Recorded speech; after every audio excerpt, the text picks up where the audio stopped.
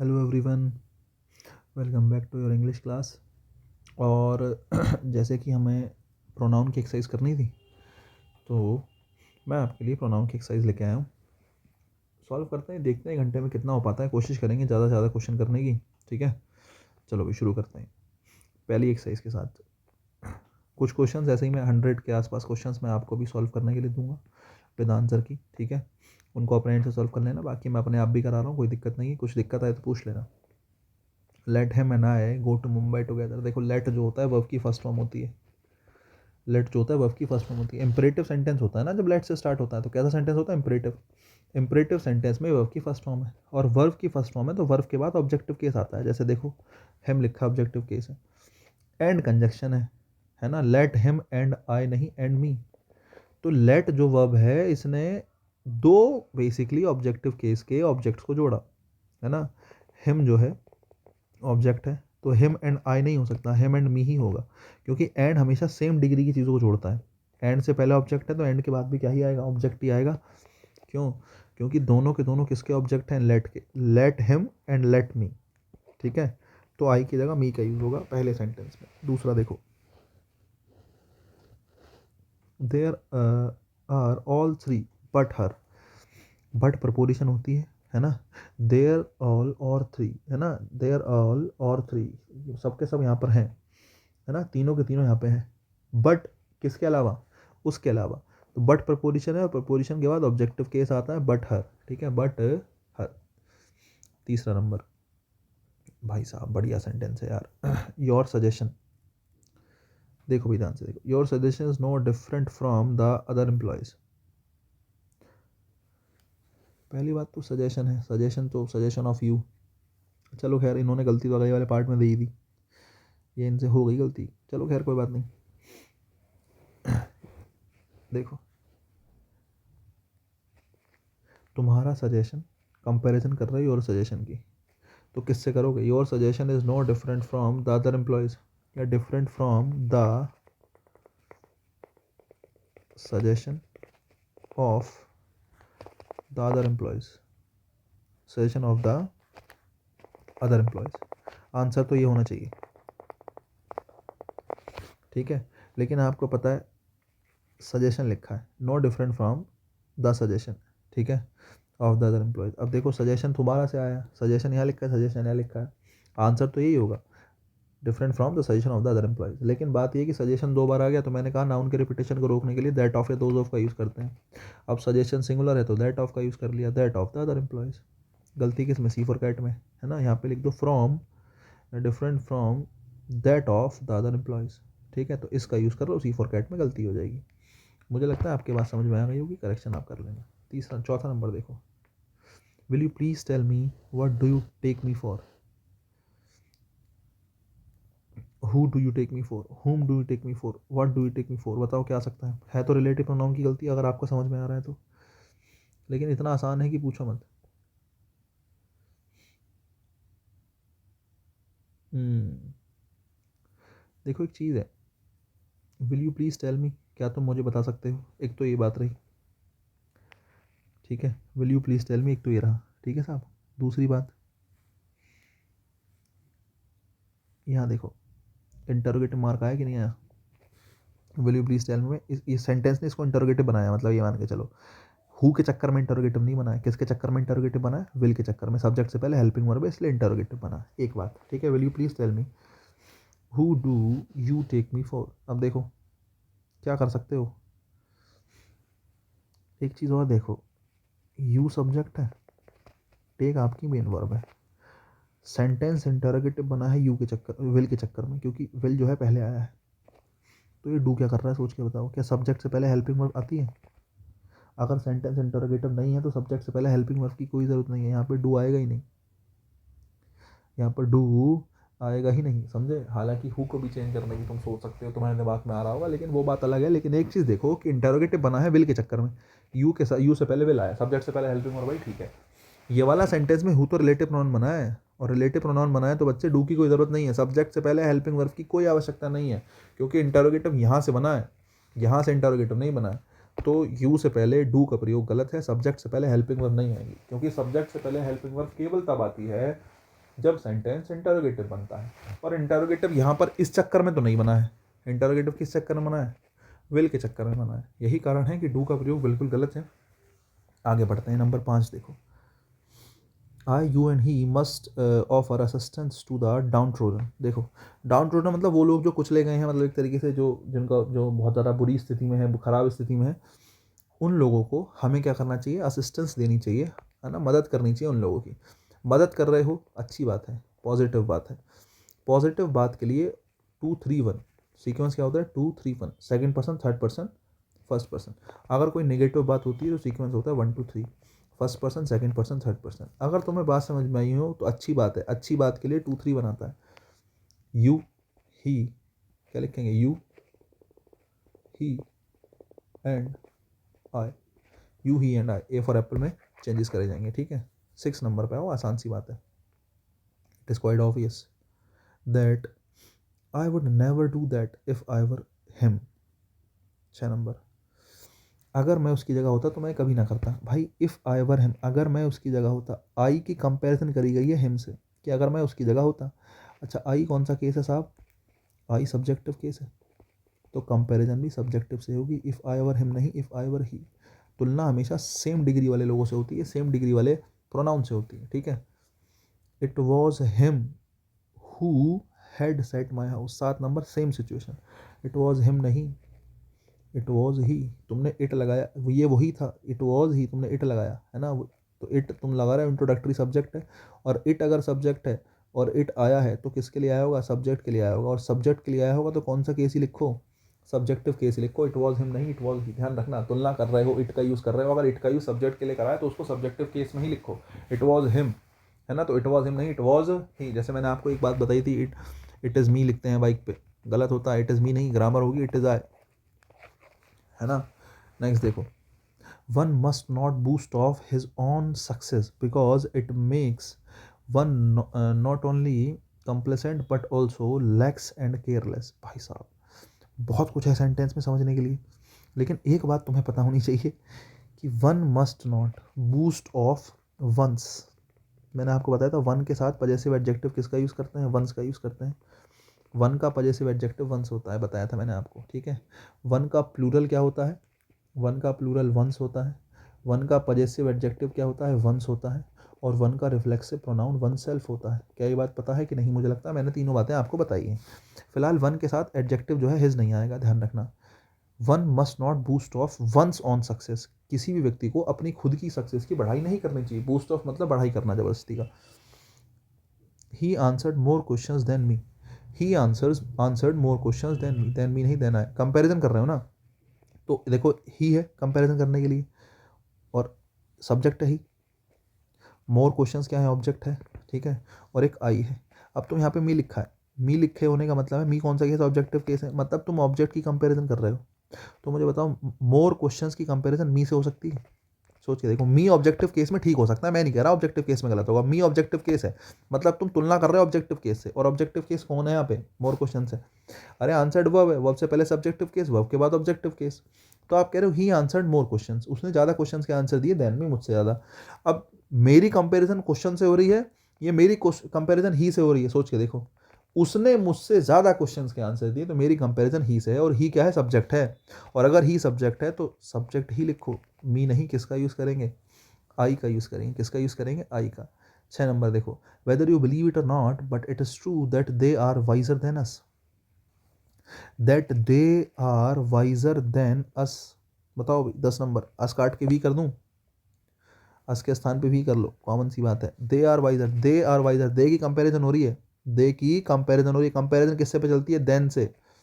अरे then comparative, then जो है कंपैरेटिव डिग्री में आता है। देन का मतलब है कंजक्शन ऑफ कंपैरिजन, कहीं भी देन आए THAN वाला, देन होता है कंजक्शन ऑफ कंपैरिजन। एक होता है THEN देन, वो होता है एडवर्ब ऑफ टाइम। दोनों में फ़र्क है, हालांकि कभी जरूरत पड़ेगी लिख लेंगे, फिलहाल इतना याद रखो THAN देन है।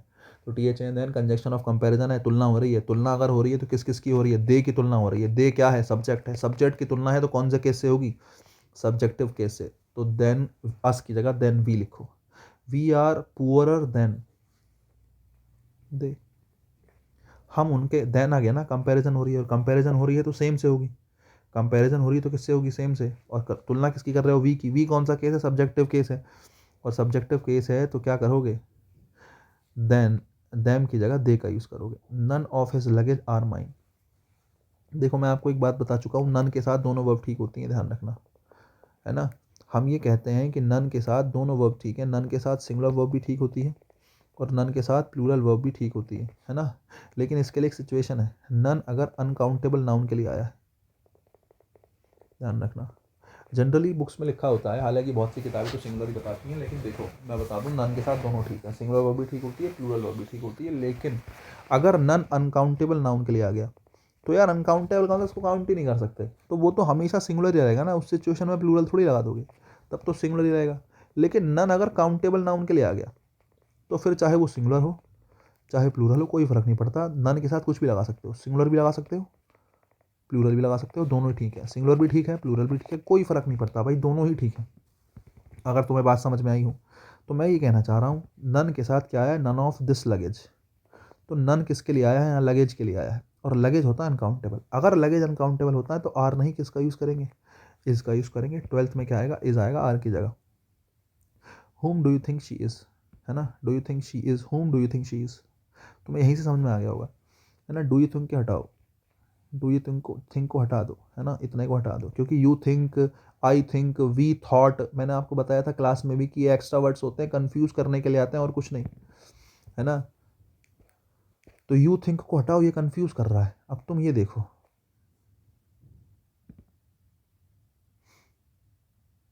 She is whom if she knows so many things about you, है ना। तो जनरली तुम ये कहना चाह रहे हो हु इज शी, क्या कहना चाह रहे हो, होम नहीं, हु इज शी, है ना, हु इज शी। अब तुमने इसको लिखा किस रूप में है, असर्टिव के रूप में लिखा है ना तुमने इसको। देखो मैं लिखता हूँ हु इज शी, कि वो कौन है ना, हु इज शी, वो कौन है। अब तुम इसको असर्टिव बनाओ, सेंटेंस को असर्टिव बनाओ, तो आप क्या कहोगे, हु शी इज। अरे इंटेरोगेटिव में सब्जेक्ट से पहले हेल्पिंग वर्ब चली जाती है, फिलहाल इजमार वाले केस में इजमार ही चला जाता है मेन वर्ब के रूप में। लेकिन ये आपको पता होना चाहिए, इंटेरोगेटिव बना रहे हो तो शी से पहले इज आ गया, हु इज शी, कि भाई वो कौन है। अब आपने इज को बाद में रख दिया, क्योंकि सेंटेंस कैसा बना रहे हो, असर्टिव बनाना चाह रहे हो, तो हु शी इज लिखोगे, क्या लिखोगे, हु शी इज। तो होम नहीं क्या लिखोगे, हु लिखोगे, होम नहीं क्या लिखोगे, हु लिखोगे। दूसरी बात, वो कौन है, तुम शी की कंपैरिजन कर रहे हो, किसकी कंपैरिजन कर रहे हो, शी की, कि शी कौन है। अब शी कौन है, सब्जेक्ट है, अगर सब्जेक्ट है तो क्या ही आएगा, हु ही आएगा, क्या ही आएगा, हु ही आएगा, ठीक है। सब्जेक्टिव कॉम्प्लीमेंट है ये। जैसे मैं कहता हूँ शी इज़ सीता, मैंने वो कौन है, वो सीता है, तो सीता कौन है, शी है, और शी कौन है, सीता है। तो जो सीता है ना, ये कॉम्प्लीमेंट है, क्या है ये, कॉम्प्लीमेंट है। लेकिन किसका कॉम्प्लीमेंट है, सब्जेक्ट का, किसका कॉम्प्लीमेंट है, सब्जेक्ट का। तो इसको क्या बोलेंगे, इसको बोलेंगे सब्जेक्टिव कॉम्प्लीमेंट। क्या बोलेंगे इसको, सब्जेक्टिव कॉम्प्लीमेंट। तो सीता सब्जेक्टिव कॉम्प्लीमेंट है। वैसे यहाँ पे मैं कहता हूँ हु इज़ शी, माना मैंने कहा हु इज़ शी, की वो कौन है। तो ये जो शी है ना, ये इस हु के लिए आया है ना, हु इज़ शी, वो है कौन, वो उसके बारे में बताओ। तो यहाँ पर जो शी है ना, ये सब्जेक्टिव कॉम्प्लीमेंट, कैसा कॉम्प्लीमेंट है, सब्जेक्टिव कॉम्प्लीमेंट। तो यहाँ पर हु ही आएगा, क्योंकि आप शी के बारे में बात कर रहे हो, हुम नहीं आ सकता, ध्यान रखना। हुम लगा दोगे तो गड़बड़ हो जाएगी, क्योंकि इस एम आर वाजवर के साथ हुम रखने का मतलब है तुमने ऑब्जेक्टिव केस रख दिया। हुम क्या होता है, ऑब्जेक्ट होता है। अरे हुम क्या होता है, ऑब्जेक्ट होता है। और मैं बता चुका हूँ इस एम आर के साथ तो ऑब्जेक्ट आता ही नहीं, इस एम आर तो लिंकिंग वर्ब होती है। वर्ब पढ़ा के आया हूँ, सोच के देखो, इस एम आर वाजवर जब जब अकेला होता है लिंकिंग वर्ब के रूप में प्रयोग होता है, और लिंकिंग वर्ब के बाद कभी भी ऑब्जेक्ट का प्रयोग नहीं होता। लिंकिंग वर्ब के बाद जो आता है वो कॉम्प्लीमेंट आता है, तो हुम का यूज़ तो वैसे भी नहीं होगा, अगर तुम इतना सोच पा रहे हो तो। नेक्स्ट देखो, ठीक है साहब, सब्जेक्टिव कॉम्प्लीमेंट है, मैंने बता दिया। 14 number, who do you think her to be. देखो फिर से यू थिंक छोड़ो, है ना, who her to be with so much information on monastery life. अब देखो तुम हर की बात कर रहे हो, किसकी बात कर रहे हो, 14 नंबर में हर की। अब तुम हर की कंपैरिजन कर रहे हो, किसकी कंपैरिजन कर रहे हो, हर की। अगर हर की कंपैरिजन कर रहे हो तो हु या हुम। अरे हर ऑब्जेक्टिव केस है ना यार, ऑब्जेक्टिव केस है तो हु की जगह किसका यूज़ करो, हुम का यूज़ करो। Whom her to be with so much information, कि भाई वो है कौन जिसके पास इतनी इन्फॉर्मेशन है मोनेस्ट्री लाइफ को लेके। तो गलती के कौन से पार्ट में, ए फॉर एप्पल में, हर का कंपैरिजन है ऑब्जेक्टिव केस से होगा। अगर मैं आपसे बात करूं कि भाई ये हर है क्या, है ना, या हुम हम क्यों लिख रहे हैं, हम इसलिए लिख रहे हैं कि ऑब्जेक्टिव कॉम्प्लीमेंट के रूप में किसका यूज़ हुआ है, यहाँ पर ऑब्जेक्टिव कॉम्प्लीमेंट के रूप में यूज़ हुआ है किसका, कॉम्प्लीमेंट के रूप में हुम का यूज़ हुआ है। ठीक है, ऊपर वाले सेंटेंस में सब्जेक्टिव कॉम्प्लीमेंट के रूप में किसका यूज़ हुआ था, हु का यूज़ हुआ था। बस इतना ही मैं सिखाना चाह रहा हूँ। ठीक है, who do you beat yesterday. अब देखो बीट वर्ब है, यू आपका सब्जेक्ट है, वर्ब आपके पास है, सब्जेक्ट आपके पास है, तो आपको सब्जेक्ट नहीं ऑब्जेक्ट चाहिए। तुमने किसको पीटा है, बीट वर्ब का ऑब्जेक्ट चाहिए। तो हु डिड यू बीट नहीं, whom did you beat, beat का ऑब्जेक्ट होम बनेगा, क्योंकि सब्जेक्ट तो पहले से रखा है ना तुम्हारे पास। वर्ब से पहले कौन सा केस, सब्जेक्टिव केस, वर्ब से पहले सब्जेक्ट तो रखा ही है। 16 नंबर, इतना बड़ा सेंटेंस है लेकिन देखने की ज़रूरत है नहीं, मैं आपको बता चुका हूँ। अवेल के साथ हमेशा रिफ्लेक्सिव प्रोनाउन का यूज़ होता है। अवेल का मतलब होता है फ़ायदा उठाना, अवेल के साथ हमेशा रिफ्लेक्सिव प्रोनाउन आता है, मैं क्लास में ही बता चुका हूँ। I have availed myself, I have availed myself of, answer A for apple. I want to know why you absented from the class. भाई 17 नंबर, मैं आपको जैसे कि बता चुका हूँ, एबसेंट होना अगर वर्ब है ना, एबसेंट होना, प्रेजेंट होना अगर ये वर्ब है, देखो यू सब्जेक्ट है और एबसेंट वर्ब है। अगर एबसेंट होना, प्रेजेंट होना वर्ब है तो इनके साथ निश्चित रूप से रिफ्लेक्सिव प्रोनाउन आएगा। यू के हिसाब से क्या आएगा, योरसेल्फ आएगा। Why you absented yourself from the class that day while you had a very important lecture to attend। 18 number, she prides on her beauty but I never appreciated this attitude of hers even in the least। she prides on her beauty। अब देखो pride के साथ she prides herself, pride के साथ हमेशा क्या आता है, रिफ्लेक्सिव प्रोनाउन आता है। मैंने आपको लिखवाया भी है क्लास में, मैंने कहा था ना सेंटेंस मिलेंगे, इस पे आता है भाई पेपर में क्वेश्चन। she prides herself, है ना, वो गर्व करती है खुद पर, ऑन हर ब्यूटी, है ना, किस मामले में, अपनी ब्यूटी को लेके वो खुद पर गर्व करती है। 19 number, as I reach there he told me to keep myself away. Keep के साथ कभी भी रिफ्लेक्सिव प्रोनाउन का यूज़ होता ही नहीं है ना, टू कीप अवे। ठीक है, कीप के साथ रिफ्लेक्सिव प्रोनाउन नहीं आता है, जैसे कि मैं तुम्हें बता चुका हूँ। 2-4 शब्द याद रख लो, बड़े इंपॉर्टेंट। कीप हो गया, जैसे स्टॉप हो गया, ठीक है, फील हो गया, टर्न हो गया, ठीक है, क्वालिफाई हो गया। ये मैंने क्लास में कराए हैं यार सारे, लेकिन मैं फिर भी एक बार ध्यान दिला दे रहा हूँ। जैसे बात से एक शब्द मैंने बताया था, ठीक है, स्टॉप मैंने बता दिया, मूव हो गया, रेस्ट हो गया, इन शब्दों के साथ रिफ्लेक्सिव प्रोनाउन का यूज़ नहीं होता है। ठीक है, इन शब्दों के साथ रिफ्लेक्सिव प्रोनाउन का यूज़ नहीं होता है। 19 के बाद 20 देखो, you will take this medicine whenever you feel yourself feverish. मैंने कहा फील के साथ रिफ्लेक्सिव प्रोनाउन आता ही नहीं है, तो 20 के साथ योर सेल्फ तो बिल्कुल नहीं आएगा। ठीक है, सी फॉर कैट में गलती हो जाएगी। 21 देखो, it is very easy to do so I believe that any of the two man can do it. अब देखो, any of the two man, any of the two man, आदमी कितने हैं साहब, आदमी कितने हैं, 2। अगर 2 आदमी है तो 2 आदमी के लिए एनी नहीं, क्या आता है, आइदर आता है, ध्यान रखना। 2 के लिए आइदर आता है, 2 से ज़्यादा के लिए एनी या वन का प्रयोग करते हैं। मैं आपको क्लास में बता चुका हूँ जब मैंने आपको पढ़ाया था ये आइदर, नाइदर और ईच और एवरी। ठीक है, डिस्ट्रीब्यूटिव प्रोनाउन जब पढ़ाए थे तो मैंने आपको चारों उस टाइम बताते हुए बताया था कि एनी और वन का यूज़ होता है 2 से ज़्यादा के लिए, और 2 के लिए आइदर का यूज़ होता है। ऐसे ही नेगेटिव में दोनों में से कोई नहीं के लिए नाइदर का यूज़ होता है, और 2 से ज़्यादा के लिए नन का यूज़ होता है। ये बात हम कर चुके हैं, इसलिए आंसर बी फॉर बॉल बनेगा और एनी की जगह आइदर का प्रयोग किया जाएगा। बहुत बढ़िया। 22 नंबर देखो, none of the two boys, वही सेंटेंस मिल गया। देखो, 2 बॉयज़, 2 लड़के हैं, तो नन नहीं क्या आएगा, नाइदर आएगा। Neither of the 2 boys, neither of the 3 sisters, sisters कितनी है, 3 है, तो 3 के लिए नाइदर नहीं, किसका यूज़ करेंगे, नन का। ठीक है, 2 से ज़्यादा के लिए नन आता है। Either of the 5 teams, teams कितनी है, 5 है। अगर 5 टीम है तो इसका मतलब आइदर नहीं क्या आएगा, एनी ऑफ द या फिर वन ऑफ द। ठीक है, इट इज़ यू एंड आई। अब देखो बहुत बढ़िया सेंटेंस है, it is you and I. It जो है इंट्रोडक्टरी सब्जेक्ट है, इंट्रोडक्शन हो रहा है यू का और आई का, तो यू सब्जेक्टिव केस और आई सब्जेक्टिव केस। बहुत बढ़िया, बिल्कुल ठीक है, it is you and I, it is you and I. आगे देखो, who are to blame, who are to blame for this accident. Accident के लिए ब्लेम किया जाना है किसी को। सेंटेंस नंबर 25, भाई साहब तुम अपनी गलती स्वीकार कर रहे हो कि मैं और तुम हो जिसकी गलती है जिसको ब्लेम किया जाना चाहिए इस एक्सीडेंट में। तुम साफ साफ कह रहे हो कि मैं और तुम हो जिसकी गलती है, जिसको ब्लेम किया जाना चाहिए। यार तुम तो बढ़िया आदमी हो ना, तुम अगर अपनी गलती एक्सेप्ट कर रहे हो तो पहली बात तो गलती हुई है, नेगेटिव बात है, और तुम एक्सेप्ट कर रहे हो, गलती एक्सेप्ट कर रहे हो, तो उसके लिए 1 2 3 समझ रहे हो नहीं? गलती स्वीकारने के लिए, कोई अपराध या गलती स्वीकार करनी है, अपराध स्वीकार करना है, गलती स्वीकार करनी है, तो उसको स्वीकार करने के लिए हमेशा 1 2 3 का यूज़ करते हैं। प्रोनाउन का सीक्वेंस रहता है first person, second person, third person. तो यहाँ पे it is you and I, subjective case तो ठीक है, लेकिन लिखेंगे it is I and you, क्योंकि जब माफ़ी मांगनी होती है तो खुद को आगे रखना होता है ना? खुद को आगे रखो कि भैया आपने माफ़ी मांग ली, मतलब आगे रखो इन द सेंस ये मत सोचो कि मैं बड़ा हूँ। आगे रखो का मतलब दो लोग माफ़ी मांग रहे हैं तो तुम पहले मांग लो, है ना? अच्छी बात है। तो it is I and you, it is I and you, 1 2 3 का यूज़ करेंगे, यही कारण है। बहुत बढ़िया, 25 सेंटेंस हमने पूरे कर ली हैं 20 मिनट में। शानदार, जिंदाबाद, ज़बरदस्त। ये देखो ज़रा, each one of us goes to purchase items for our own use. Each one every one, मैंने बताया था ना, इन सब each one every one, each everybody anybody, है ना? बडी और वन वाले जितने भी बेसिकली ये इंडेफिनिट प्रोनाउन बनते हैं, इनके लिए किसका यूज़ करते हैं? हिज का यूज़ करते हैं। ध्यान रखना, ही की फैमिली से उठाते हैं, ठीक है? My self and Rajkumar, my self कभी सब्जेक्ट नहीं बनता, हैव आया ना, वर्ब आई ना, ये वर्ब से पहले subjective case. Rajkumar, my self, मैं आपको बता चुका हूँ, रिफ्लेक्सिव प्रोनाउन कभी सब्जेक्ट नहीं बनते। रिफ्लेक्सिव प्रोनाउन हमेशा ऑब्जेक्ट बनते हैं। तो आई एंड राजकुमार आप कहेंगे, माई सेल्फ नहीं।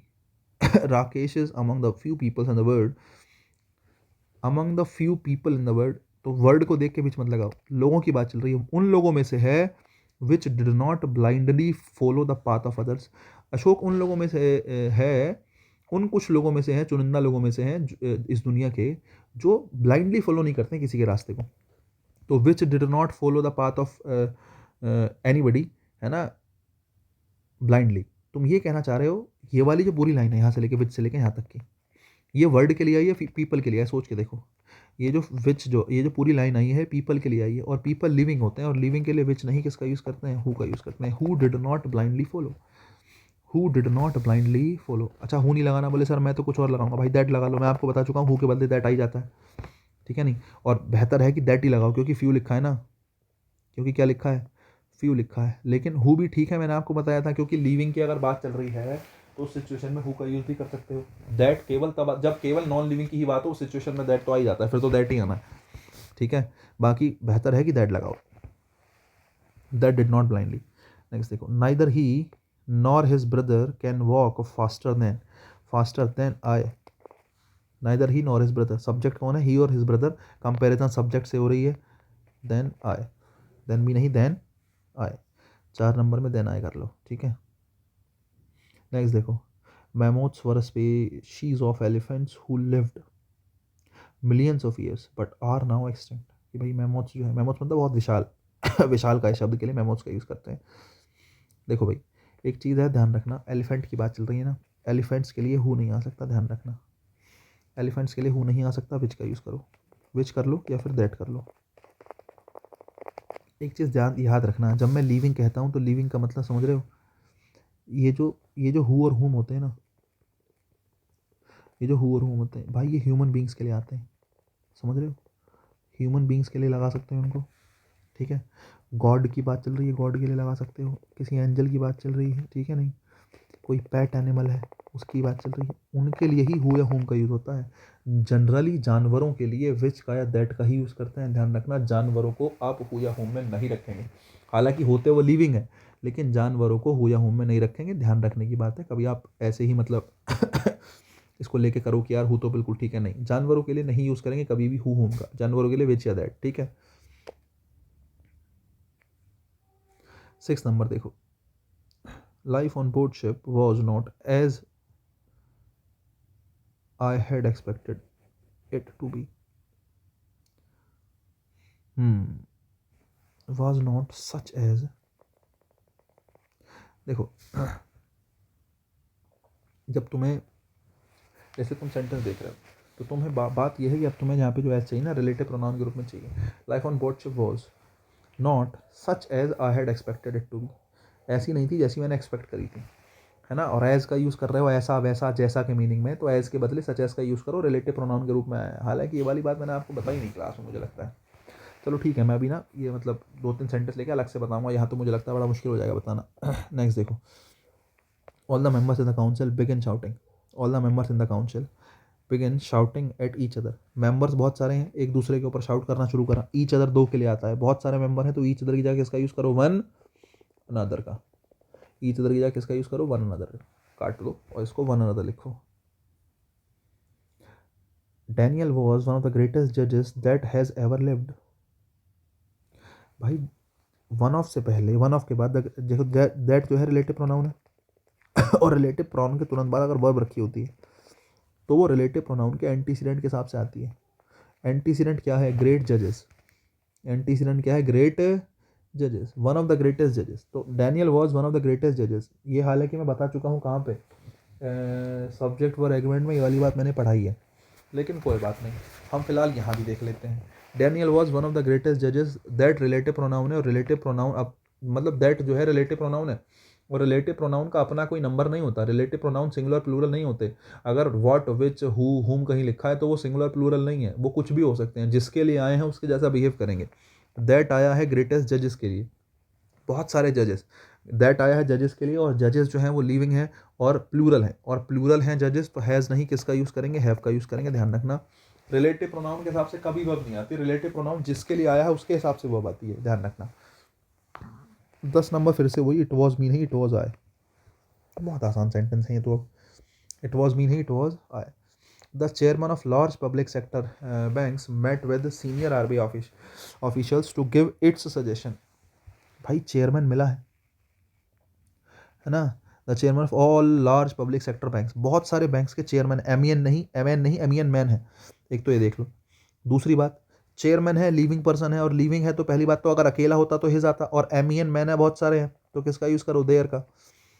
To give their suggestions, chairman मिले हैं अपने सजेशंस देने के लिए, तो चेयरमैन के लिए इट्स कैसे लगा दोगे यार, चेयरमैन तो व्यक्ति है, पर्सन होगा, पर्सन के लिए क्या आएगा, देयर आएगा। He is a university professor but of his 3 sons neither has any merit. भाई 3 सन की बात चल रही है तो नन आएगा, 3 के लिए नाइदर नहीं किसका यूज करते हैं, नन का यूज करते हैं, ध्यान रखना। नेक्स्ट देखो, Sunil refuse to admit that he did not know what to operate. भाई सुनील जो है उसने मना कर दिया एडमिट करने के लिए। व्हाट टू ऑपरेट, क्या ऑपरेट करना है या कैसे ऑपरेट करना है, हाउ टू ऑपरेट। पढ़ने ही समझ में आ गया हो तुम्हें, मुझे तो आगे पढ़ने की जरूरत ही नहीं लगी, जब मैंने पढ़ा तो मुझे क्लियर हो गया कि व्हाट नहीं हाउ आएगा। सुनील ने मना कर दिया एडमिट करने के लिए, उसको नहीं पता कि क्या ऑपरेट करना है मशीन को या कैसे ऑपरेट करना है, कैसे ऑपरेट करना है, और कैसे के लिए व्हाट नहीं किसका यूज करेंगे, हाउ टू ऑपरेट का। ठीक है, किसका यूज करेंगे, हाउ टू ऑपरेट का। We have many rooms in a house but several of which have not been in use for years. 14 number बताओ भी, several of which have not been used. हम्म देखो, सेवरल ऑफ विच नहीं, several of them लिख दो केवल। Relative pronoun की जरूरत कहाँ है ही नहीं जरूरत। वी हैव मैनी रूम्स, हमारे पास बहुत सारे रूम है इन अवर हाउस। देखो ये सेंटेंस पूरा हो गया, ठीक है। तुमने कंजक्शन दिया एक, बट ये नहीं आएगा भाई, कॉमा आएगा केवल, ऊपर वाले को उठा लेना। ये सेमीकोलन लगा दोगे तो दिक्कत हो जाएगी, कंजक्शन की जरूरत ही नहीं है। ओहो, पंचुएशन नहीं आ रही भाई, गड़बड़ है पंचुएशन में कॉमा लगेगा केवल, वो लगाओगे तो कंजक्शन चाहिए नहीं। ये वाला मार्क लगा दे तो कंजक्शन की जरूरत ही नहीं होती है ना। केवल कॉमा, ये नहीं आएगा ऊपर वाला, ठीक है, कॉमा, सॉरी, केवल कॉमा। तो we have many rooms in our house but several of them have not been used. Conjunction आया, several of them have not. अब देखो सेवरल के लिए बहुत सारे हैं, और सेवरल के लिए क्या है, हैव नॉट बीन यूज्ड। अब तुम यहाँ पे विच लगा रहे हो, क्या जरूरत है, सेवरल ऑफ विच नहीं, विच की जरूरत ही नहीं है। रिलेटिव प्रोनाउन कहाँ आएगा, रिलेटिव प्रोनाउन आता तो यहाँ आता ना यार, वहाँ कहाँ लगा रहे हो रिलेटिव प्रोनाउन, कोई जरूरत ही नहीं है, प्लेस ही नहीं है पहली बात तो उसका, 2 सेंटेंस के यहाँ आता ना बीच में, कोई जरूरत ही नहीं रिलेटिव प्रोनाउन की, जबरदस्ती रख रखा है। When I heard the footsteps behind me, I was scared that I would be attacked। 15 sentence, बहुत बढ़िया। When I heard footsteps, जब मैंने सुना footsteps behind me, मेरे पीछे, ठीक है, footsteps बताओ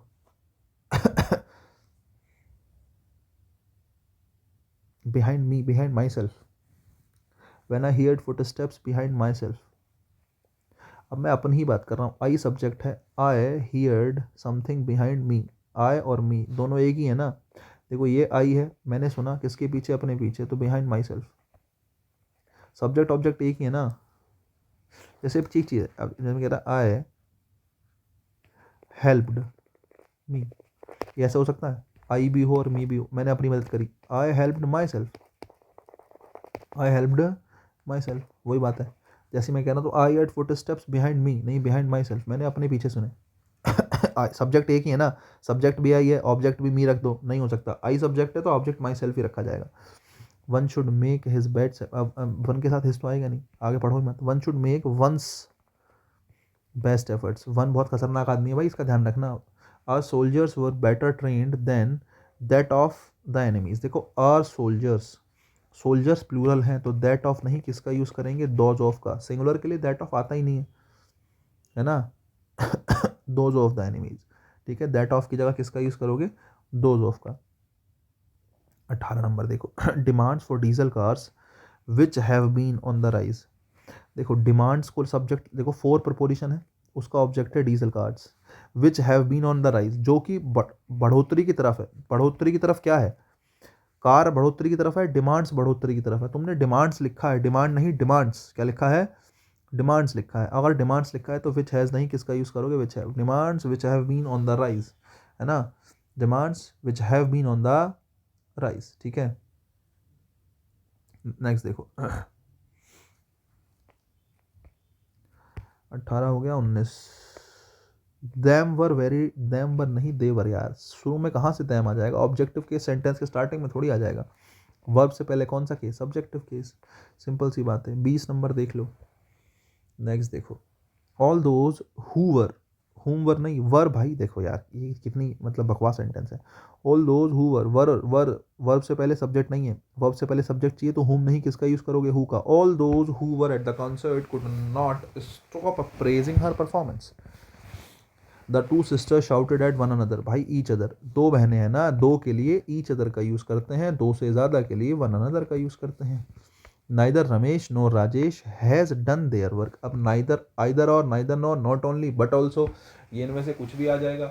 जैसी वर्ब आती है वैसा ही क्या आता है, एडजेक्टिव आता है। वर्ब सिंगुलर आई है तो एडजेक्टिव भी सिंगुलर आएगा। आइदर और neither nor not only but also में हमेशा वर्ब पास वाले के हिसाब से आती है। पास में कौन है, राजेंद्र साहब हैं। अगर राजेंद्र के हिसाब से हैज़ आया है या राजेंद्रा के हिसाब से हैज़ आया है तो राजेंद्रा के हिसाब से हिज भी आएगा।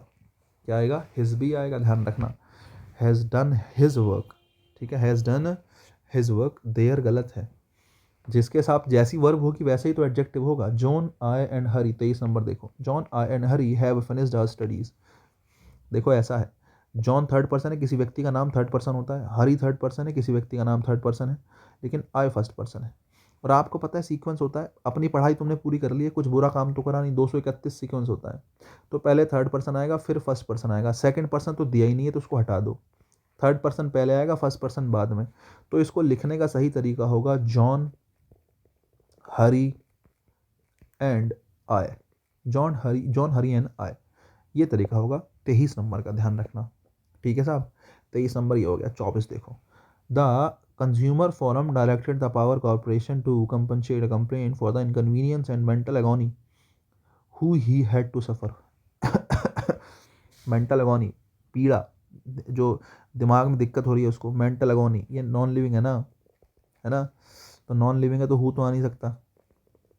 विच he had to suffer, who के बदले विच लगा लो, विच नहीं लगाना चाह रहे दैट लगा लो, ठीक है, क्योंकि नॉन लिविंग के लिए दैट भी आ जाता है।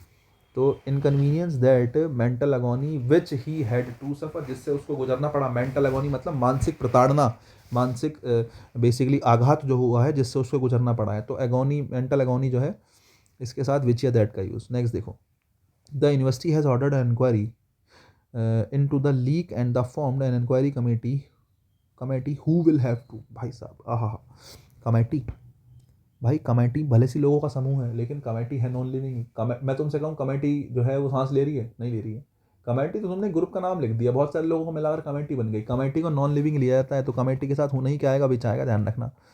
कमेटी को नॉन लिविंग कंसीडर करेंगे, an inquiry committee, which committee के साथ विच आएगा, ध्यान रखना। कमेटी हो गया, टीम हो गया, क्राउड हो गया, सब सिंगुलर है। नेक्स्ट सिंगुलर कह रहा हूँ, सब हमारे नॉन लिविंग में लिए जाएंगे। सेकंड एक्सरसाइज पूरी हो गई है, बहुत शानदार, 50 सेंटेंस कर लिए हमने, अरे हम होंगे कामयाब। देखो थर्ड एक्सरसाइज देखो, बहुत बढ़िया। They are saying that I he and you will play together for India. They are saying that, वो ये कह रहे हैं कि I he and you will play together for India. भाई साहब हम इंडिया के लिए साथ खेलेंगे तो अपने आप को पीछे रखो, अच्छी बात है ना, अच्छी बात के लिए 231 होता है, तो 231 होता है, आप कहेंगे यू ही एंड आई। ठीक है साहब। नेक्स्ट देखो, sentence number 2, really and truly this is not such treatment that, ध्यान रखना सच के साथ रिलेटिव प्रोनाउन जब आता है तो एज आता है यार, लेकिन सच के साथ दैट भी आता है। अब तुम्हें रिलेटिव प्रोनाउन चाहिए, तुम्हें कैसे पता चलेगा? We expected the treatment, we expected the treatment, क्योंकि ऑब्जेक्ट ट्रीटमेंट बनाना है। बिल्कुल सही बात है, एक्सपेक्ट ट्रांसलेटिव वर्ब है। चलो साहब, बतानी पड़ेगी क्या ये वाली बात, बतानी तो पड़ेगी, ऐसे काम चलेगा नहीं, है ना? ठीक है, सेंटेंस कहाँ लिख दूँ? देखो इधर आओ, तुम्हें दो बातें देखनी पड़ेंगी, सच दैट वर्सेस, क्या है हमारा, such that versus such as, such that versus such as, ध्यान रखना। सच के साथ दैट भी आ जाता है, सच के साथ एज भी आ जाता है, दोनों ध्यान रखने पड़ेंगे। ठीक है। अब कब दैट आता है, कब एज आता है? जब तुम्हें केवल कंजक्शन चाहिए ना, जब तुम्हें सच के साथ, जब तुम लिख रहे हो कहीं दैट लग रहा है सच के साथ, तो चेक करो कि केवल कंजक्शन चाहिए था क्या। अगर केवल कंजक्शन चाहिए था, सब्जेक्ट ऑब्जेक्ट नहीं चाहिए था, तो दैट लगा लो। सच के साथ एज तब आता है जब कंजक्शन चाहिए होता है प्लस सब्जेक्ट या ऑब्जेक्ट में से कोई एक चाहिए होता है, तब सच के साथ एज आता है। तुम सोच रहे हो यार कितनी मैथमेटिकल सी बात कर दी सर ने, है ना? भाई ऐसा ही होता है, समझे? लॉजिकल तो चीज़ें ऐसे ही हैं, रटने को तो कुछ भी रट लो कि सच के साथ दैट आता है, सच के साथ एज आता है, टीचर कुछ भी बता देता है कई बार, लेकिन लॉजिकल यही है। दैट में और एज में यही तो फर्क है, एज यहाँ पर रिलेटिव प्रोनाउन है और दैट कंजक्शन है। अब तुम कहोगे सर अभी तो बता के आओ दैट रिलेटिव प्रोनाउन है, अरे दैट दोनों बन सकता है, दैट कंजक्शन भी बनता है, दैट रिलेटिव प्रोनाउन भी बनता है, डिपेंड करता है कि भाई किस सेंटेंस में कब यूज हुआ है, कैसे यूज हुआ है। जो दैट है, अगर कई बार ऐसा होता है, कई बार दैट ऐसी जगह लगा होता है जहां वो केवल कंजक्शन बनता है, आपने देखा होगा दो सेंटेंस को जोड़ने के लिए दैट का यूज कर लेते हैं, खाली कंजक्शन बन सकता है दैट, और दैट रिलेटिव प्रोनाउन भी बन सकता है। लेकिन जब जब सच के साथ आता है ना, दैट जब जब किसके साथ आता है, सच के साथ आता है, तो वो कंजक्शन का ही काम करता है, केवल कंजक्शन का। और सच के साथ जब एज आता है तो वो कंजक्शन प्लस सब्जेक्ट या ऑब्जेक्ट का काम करता है। यही यूज है एज का, एज अ रिलेटिव प्रोनाउन। यहाँ पर एज क्या है, यहाँ पर एज क्या है, एज यहाँ पर रिलेटिव प्रोनाउन है। आपने बट देख लिया था, एज नहीं देखा था ना, तो एज ही आ गया। एज का यूज यहाँ पे रिलेटिव प्रोनाउन के रूप में हुआ है। जैसे मैं आपको एक सेंटेंस देता हूँ, क्या मैं सेंटेंस देता हूँ, मैं आपसे कहता हूँ, मैं आपसे कहता हूँ कि you are such a person that या एज कैन डिफीट देम।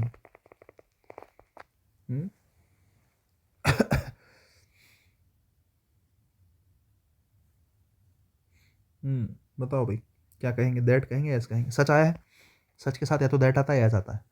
अब तुम देखो तुम्हें क्या चाहिए, केवल कंजक्शन चाहिए या कंजक्शन प्लस सब्जेक्ट ऑब्जेक्ट चाहिए? You are such a person, ये तो ठीक है इतना सेंटेंस। कैन डिफीट वर्ब है, वर्ब के बाद दैम ऑब्जेक्ट है। लेकिन मुझे बताओ क्या वर्ब के पास सब्जेक्ट है अपना? अरे बताओ, वर्ब के पास सब्जेक्ट है नहीं, वर्ब से पहले सब्जेक्टिव केस आता है, सब्जेक्ट है, सब्जेक्ट है ही नहीं, है ना? सब्जेक्ट है नहीं, और सब्जेक्ट नहीं है तो तुम्हें एक बात समझ में आनी चाहिए, एक तो तुम्हें कंजक्शन चाहिए सेंटेंस को जोड़ने के लिए, साथ में सब्जेक्ट भी चाहिए, किसका, डिफीट वर्ब का, डिफीट का सब्जेक्ट भी चाहिए। तुम्हें दोनों चीज़ें चाहिए, और दोनों चाहिए तो दैट काम नहीं कर सकता, दैट तो केवल कंजक्शन बनता है। आंसर में क्या आएगा, एज आएगा, आंसर में क्या आएगा, एज आएगा। नेक्स्ट देखो, ठीक है। अब सेम सिचुएशन तुम्हारे इस वाले सेंटेंस में थी, really and truly this is not such treatment that we expected at his marriage ceremony. At preposition है, हिज मैरिज सेरेमनी उसका ऑब्जेक्ट हो गया, परफेक्ट बैलेंस है। ठीक है, सच अ ट्रीटमेंट आया है, यहाँ पे आपके सामने दो ऑप्शन है, माना एज या दैट। वी सब्जेक्ट है, वी एक्सपेक्टेड, हमने, एक्सपेक्टेड क्या है, वर्ब है, हमने एक्सपेक्ट करा था, क्या एक्सपेक्ट करा था, ट्रीटमेंट एक्सपेक्ट करा था। एक्सपेक्ट ट्रांजिटिव वर्ब है, इसको अपना ऑब्जेक्ट चाहिए। एक्सपेक्ट कैसी वर्ब है, ट्रांजिटिव वर्ब है, और इसको अपना ऑब्जेक्ट चाहिए। और अगर इसको अपना ऑब्जेक्ट चाहिए बच्चा, तो इसका ऑब्जेक्ट बनेगा कौन, एज बनेगा। यहाँ से दैट हटाओ, क्या लिखोगे, एज लिखोगे। और अब एज एक तो कंजक्शन का काम कर रहा है और एक ऑब्जेक्ट का काम कर रहा है, और किसका ऑब्जेक्ट है वो, एक्सपेक्टेड का। किसका ऑब्जेक्ट है, एक्सपेक्टेड का, इसलिए दैट की जगह किसका यूज किया गया है, एज का यूज किया गया। यही कारण है कि सच के साथ दैट नहीं किसका यूज करते हैं, एज का यूज करते हैं। यहाँ पर मतलब करते नहीं, करेंगे यहाँ पे, ठीक है। तो इस चीज का थोड़ा सा ध्यान रखना है, ठीक है। और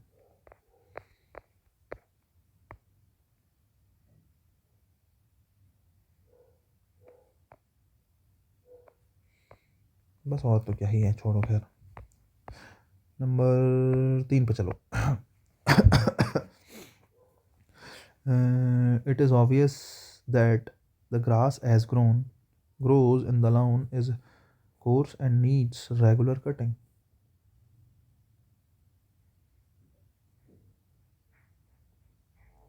अब दिक्कत एक है कि यहाँ एज आया है, लेकिन एज रिलेटिव प्रोनाउन के रूप में दे दिया, जो कि गलत है। It is obvious that the grass which grows in the lawn, देखो एज नहीं विच का यूज़ करो। ग्रास पहली बात तो तुम्हें समझ में आ रहा होगा, ग्रास नॉन लिविंग में ही रखोगे, है ना। तो अब तुम कहोगे सर अरे घास है, पेड़ है, पेड़ है, पेड़ है तो जीता है, अरे नहीं यार, ह्यूमन बीइंग के लिए लगाओ बस, वो बाकी सब उसमें रखो।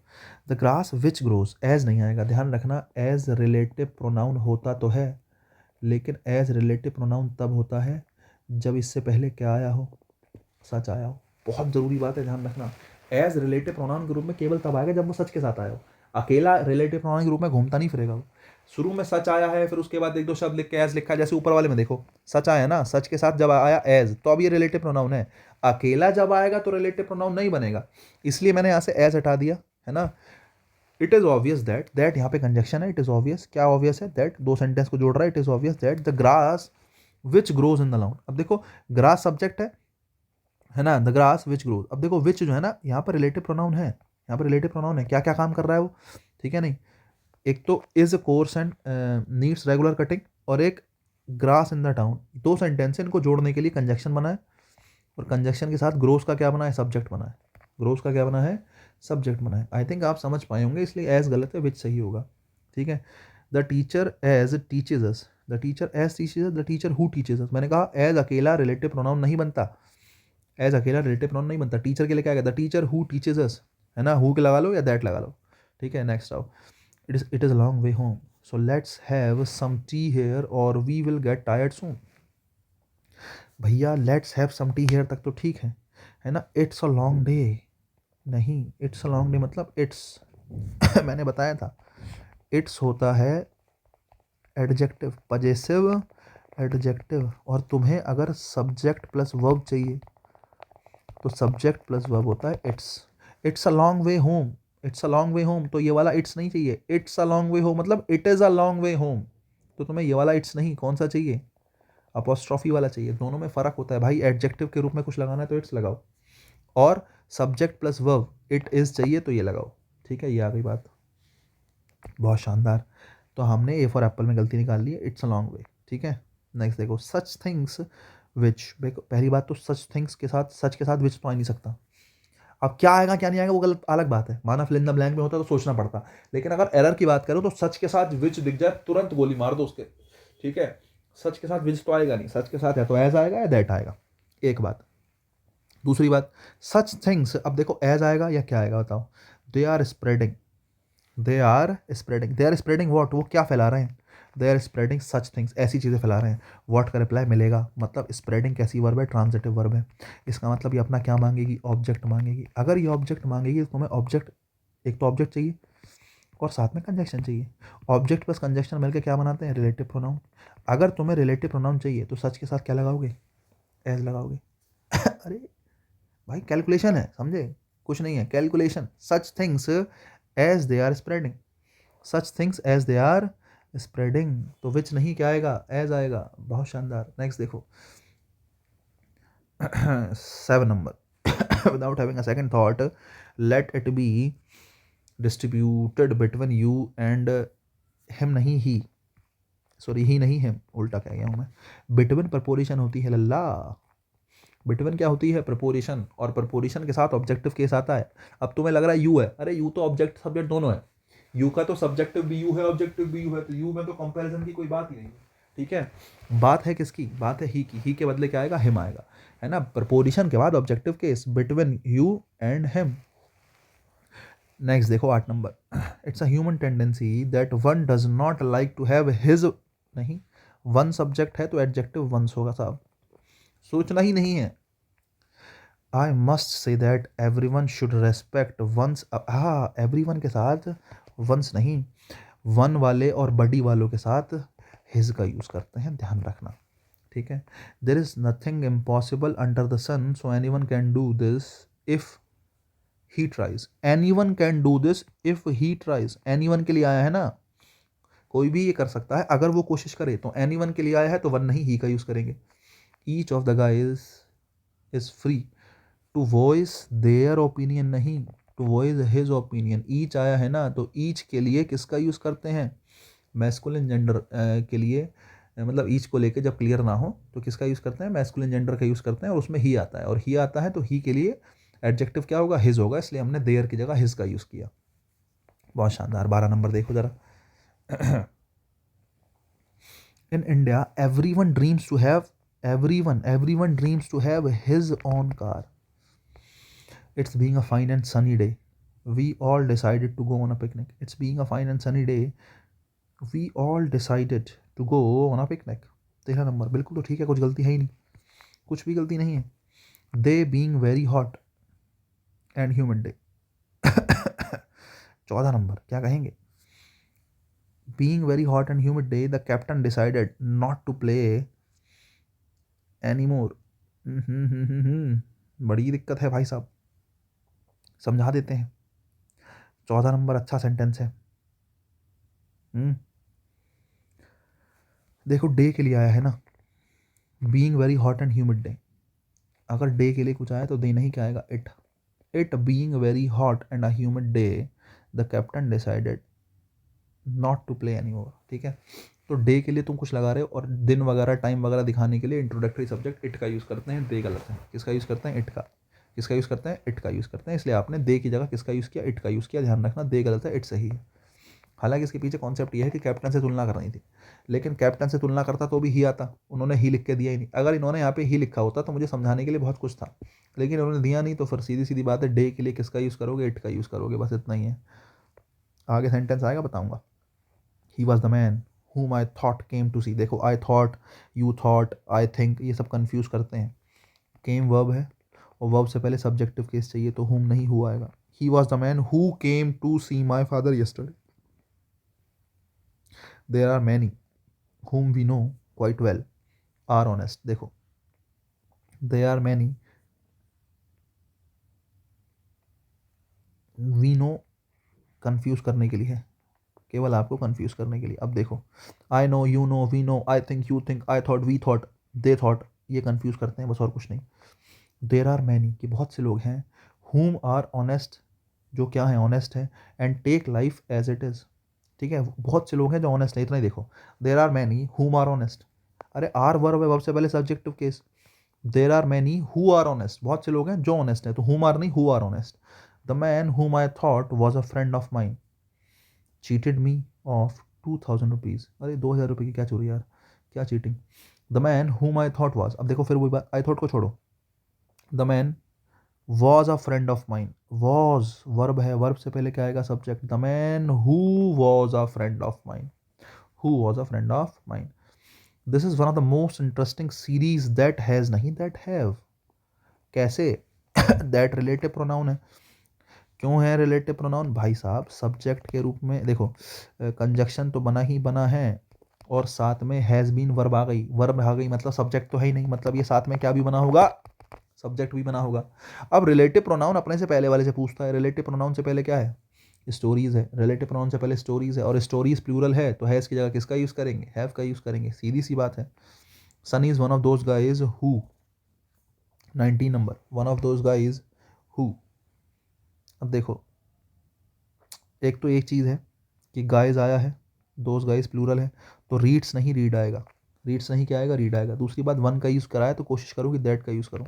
सन is one of those guys that read a lot, है ना, दैट रीड अ लॉट।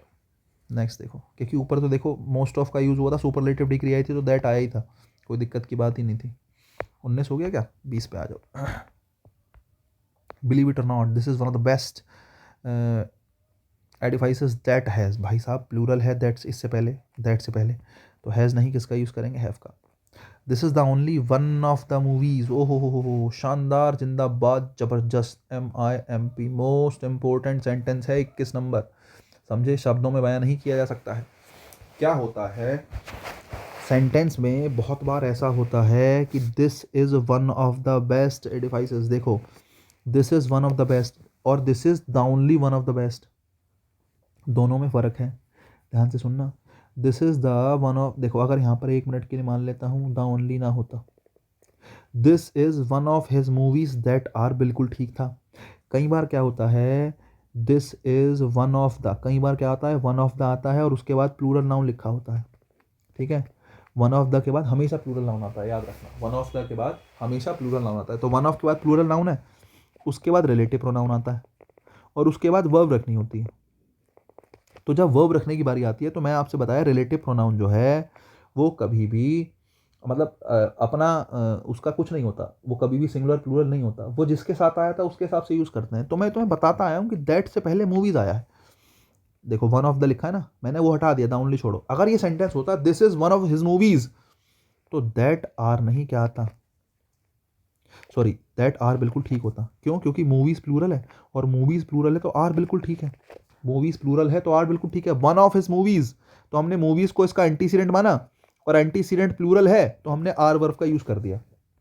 लेकिन इसमें आपको ध्यान रखना पड़ेगा, एक एक्सेप्शनल बात है कि अगर वन ऑफ से पहले द ओनली आ जाए, वन ऑफ द वाली सिचुएशन से पहले किसका यूज़ कर लें? द ओनली का। अपवाद कुछ नहीं है भाई, मीनिंग है ना, मैं आपसे बताऊं, लेकिन मैं आपको याद करने के लिए कह रहा हूँ, जैसे तुम्हारे दिमाग में बैठ जाए। क्यों होता है बता दूंगा। This is the only one of his movies. अब देखो द ओनली लगने के बाद ध्यान रखना है, द ओनली वन ऑफ अगर आ जाए, क्या आ जाए? द ओनली वन ऑफ आ जाए, द ओनली वन ऑफ आ जाए, उसके बाद प्लूरल नाउन, ठीक है, और वर्ब कैसी आएगी? सिंगुलर वर्ब आएगी, ध्यान रखना, ठीक है। द ओनली वन ऑफ के साथ द ओनली वन ऑफ आ जाए ना, द ओनली वन ऑफ तो वर्ब कैसी आएगी? द ओनली वन ऑफ में सिंगुलर वर्ब भी आएगी, कोई सॉल्यूशन नहीं है इसका। जैसे मैंने कहा this is the only one of, उसके बाद कोई नाउन लिखा है, this is the only one of, तो सिंगुलर वर्ब आएगी। हालांकि देखो बीच में दैट भी लगाना पड़ेगा ना, रिलेटिव प्रोनाउन आया है और लेकिन बाद में वर्ब कैसी आएगी? सिंगुलर वर्ब ही आएगी, नाउन भले से प्लूरल हो। पता है क्या, इस स्ट्रक्चर से मुश्किल पड़ेगा तुम्हें समझना, समझ रहे हो? मुझे लिखते हुए सोचना पड़ रहा है क्या लिखते हैं, क्योंकि मैं तो एग्जाम्पल वाला बंदा हूँ, मेरे को तो एग्जाम्पल समझ में आते हैं, एग्जाम्पल देता हूँ उससे क्लियर करता हूँ। तुम ये 2 एग्जाम्पल ले लो, 20 और 21, तो तुम समझ पाओगे। One of his movies, this is one of his movies that, अगर इतना सेंटेंस होता तो मूवीज के साथ आर बिल्कुल ठीक था, लेकिन वन ऑफ के साथ अगर द ओनली आ जाएगा, वन ऑफ के साथ कहीं भी क्या आ जाएगा? द ओनली आ जाएगा। द ओनली जुड़ने के बाद ध्यान रखना वर्ब आर नहीं क्या ही आएगी?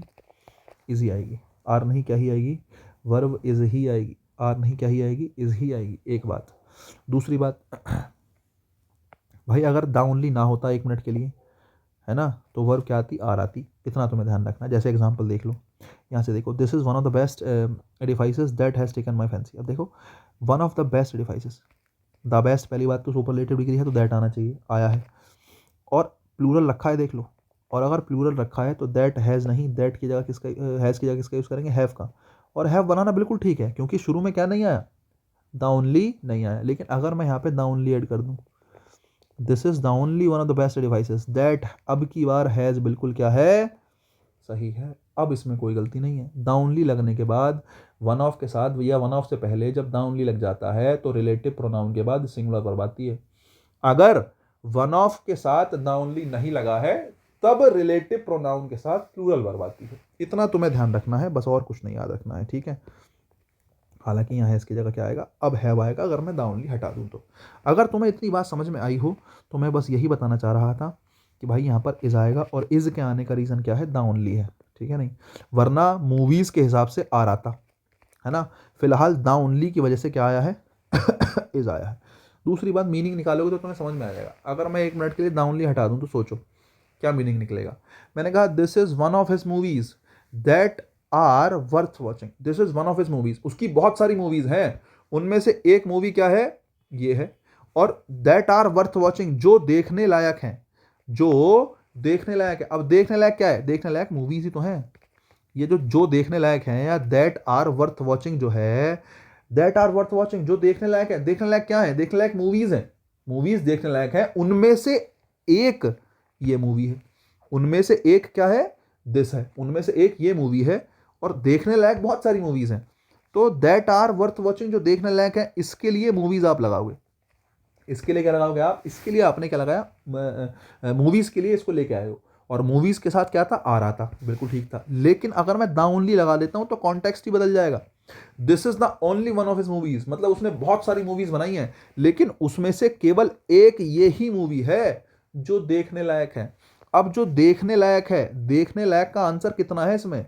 देखने लायक केवल द ओनली वन, केवल एक मूवी है जो देखने लायक है, ये वाली, बाकी कोई मूवी देखने लायक नहीं है। मतलब आंसर आया वन, और इसी वजह से मैंने कैसी वर्ब लगाई?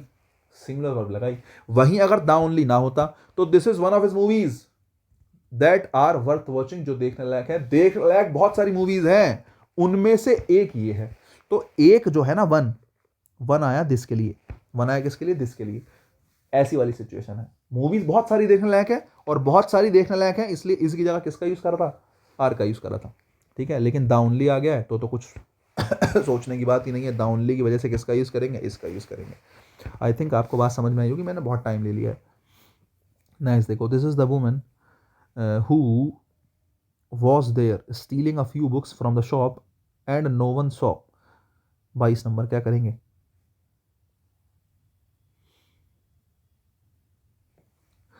This is the woman who was there stealing a few books from the shop and no one saw. No one saw का ऑब्जेक्ट क्या है? वुमेन है ना, तो फिर रिलेटिव प्रोनाउन लगा लो। देखो, सौ वर्ब है, वर्ब के पास ऑब्जेक्ट नहीं है, वर्ब के पास ऑब्जेक्ट नहीं है, तो तुम्हें ऑब्जेक्ट लगाना पड़ेगा। एक काम करो, एंड हटा दो। एंड क्या है? कंजक्शन है ना, कंजक्शन हटा दिया, साथ में कंजक्शन चाहिए, ऑब्जेक्ट है नहीं तो ऑब्जेक्ट भी चाहिए। कंजक्शन प्लस ऑब्जेक्ट, दो चीज़ें चाहिए, दोनों मिलकर क्या बनाते हैं? रिलेटिव प्रोनाउन बनाते हैं। तो एक काम करो, कंजक्शन हटा दो, रिलेटिव प्रोनाउन रख दो। अब इसका रिलेट, ये बात किसकी चल रही है? वुमेन की चल रही है, तो वुमेन के लिए क्या आएगा? हुम आ जाएगा। दिस इज द वुमेन हुम नो वन सॉ, ये वही वुमेन है जिसको किसी ने नहीं देखा। हुम नो वन सॉ, है ना, तो वुमेन रिलेटिव प्रोनाउन है। लिविंग है, लिविंग के लिए हुम आ गया, क्योंकि ऑब्जेक्टिव केस चाहिए था, क्योंकि सॉ को क्या चाहिए? अपना ऑब्जेक्ट चाहिए।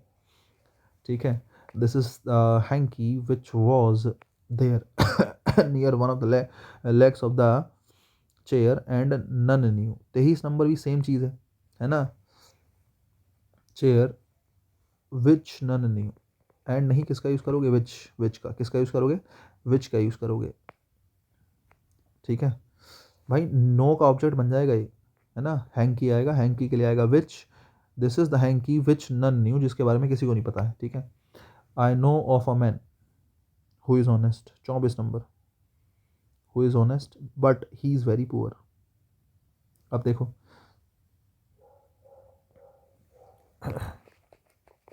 But who is very poor, देखो ही क्यों लगा रहे हो? मैन के लिए, मैन के लिए ही लगाने की ज़रूरत क्या है? But who is very poor, लेकिन वो जो है बहुत ज़्यादा क्या है? पुअर है। अब एक चीज़ और, तुमने बट का यूज़ कर ही दिया। I know of a man, I know who is very poor, I know. अब देखो, तुमने ऑफ का भी यूज़ कर लिया, हालांकि नो के साथ ऑफ तो आना नहीं था, सेंटेंस में गड़बड़ तो है। I know man who is honest, a man who is honest. Of का ऑब्जेक्ट बना लोगे इसको। ठीक है साहब, चलो मान, एक सेकंड को मैं बैलेंस कर लूँ जरा सेंटेंस, है ना। Of a man who is honest, अब पूरी की पूरी क्लोज हो गई, जो तुम्हारे मैन के लिए आ गई, कोई बात नहीं, ऑब्जेक्ट के लिए आ गई, तो ये तो अपना इनकी फैमिली पूरी हो ही गई, इसको तो एक मिनट हटा ही दो। आई नो, ठीक है, दो सेंटेंस को जोड़ने के लिए बट आ गया, और आई नो और इस सेंटेंस को जोड़ने के लिए हु आ गया। हु बना है कंजक्शन प्लस इस वर्ब का सब्जेक्ट। ठीक है भाई साहब, बिल्कुल ठीक है, बट भी रखा जाएगा और हु भी रखा जाएगा। मुश्किल काम था यार। देखो क्या हुआ है, देखो इन्होंने थोड़ा कंफ्यूज कर दिया ना, लिखने का तरीका ऐसा है। ऑफ प्रपोजिशन है, उसका ऑब्जेक्ट अ मैन है। मैन के बारे में एक फ्रेज दे रखी है, एडजेक्टिव फ्रेज है हु इज़ ऑनेस्ट, तो ये मैन के लिए हु इज़ ऑनेस्ट आया, ये अपने आप में ठीक है। ऑफ प्रपोजिशन का ऑब्जेक्ट अ मैन है, कहने का मतलब है इनकी फैमिली पूरी है साहब, ये अपने आप में पूरा सेंटेंस है। एक तो ये हो गया, ठीक है। दूसरा, I know, no subject, no verb है, वर्ब नो ट्रांजिटिव वर्ब होती है, तो आई नो, आई नो किसकी बात चल रही है? मैन की बात चल रही है। हु इज़ वेरी ऑनेस्ट, है ना, मैन की बात चल रही है। तो एक तो नो वर्ब का ऑब्जेक्ट चाहिए, एक तो नो वर्ब का क्या चाहिए हमारे पास ऑब्जेक्ट चाहिए। हालांकि ये पूरा का पूरा ऑब्जेक्ट बन जाएगा नो वर्ब का, पूरा का पूरा नो वर्ब का क्या बन जाएगा, ये पूरा का पूरा ऑब्जेक्ट बन जाएगा, कोई बात नहीं। I know of a man who is honest. अब समस्या ये है, एक सेंटेंस ये हो गया और एक पूरा सेंटेंस, ये एक सेंटेंस तो ये हो गया और एक आई नो वाला हो गया। इन दोनों को जोड़ने के लिए एक कंजक्शन तो बट आ गया, समझ रहे हो। और ये जो पूरा सेंटेंस है ये एक, और इस वाले को और दूसरे वाले को, इस वेरी पुअर को जोड़ने के लिए हुआ गया। अब हु दो सेंटेंस को जोड़ने के लिए एक तो कंजक्शन ये बन गया और इस वर्ब का सब्जेक्ट बन गया। तो but who is very poor लिख लो, ये बेहतर रहेगा। मुझे लगता है आपके लिए मुश्किल हुआ होगा, मैं खुद, मुझे टाइम लग गया सेंटेंस को बनाने में, तो बहुत ज़्यादा दिमाग नहीं लगाना है अगर तुम्हें लग रहा है तो, ठीक है। नहीं ज़्यादा ऐसा बहुत ज़्यादा कोशिश नहीं करनी है, कठिन है सेंटेंस बैलेंस करना। 25 नंबर देखो। Our ancestors never saw a match box but we use them daily. Our ancestors never saw a match box, हमारे एंसेस्टर ने कभी मैच बॉक्स नहीं देखा but we use them, but we use it. यार match box तो singular ही है ना, अगर मैच बॉक्स सिंगुलर है तो देम नहीं, वी यूज इट डेली, हम उसको डेली यूज़ करते हैं। बहुत सारी मैचेस की बात नहीं कर रहे हैं, बहुत सारी मैच स्टिक्स की बात नहीं कर रहे हैं, बॉक्स की बात कर रहे हैं। और बॉक्स तो एक ही है, और एक है तो किसका यूज़ करोगे, इट का यूज़ करोगे। बहुत बढ़िया, ठीक है, चलो बढ़िया। तो कुल मिला के हमने बहुत सारे सेंटेंसेस बेसिकली सॉल्व करे हैं, 75 सेंटेंसेस हमने सॉल्व कर लिए हैं। एक क्लास हमारी पूरी हो गई है, और कोशिश करूँगा मैं एक क्लास और ले लूँ, देखता हूँ, वरना पहले मैं और आगे देख लेता हूँ, बाकी वापस आके दोबारा से कुछ सेंटेंसेस सॉल्व कर लेंगे। फिलहाल आज के लिए तो इतना ही रखते हैं, कल देखते हैं क्या करते हैं, एडजेक्टिव शुरू करेंगे। हालांकि अगला चैप्टर क्या करेंगे, एडजेक्टिव शुरू करेंगे। अभी के लिए इतने रखते हैं, गुड बाय सभी को, गुड नाइट।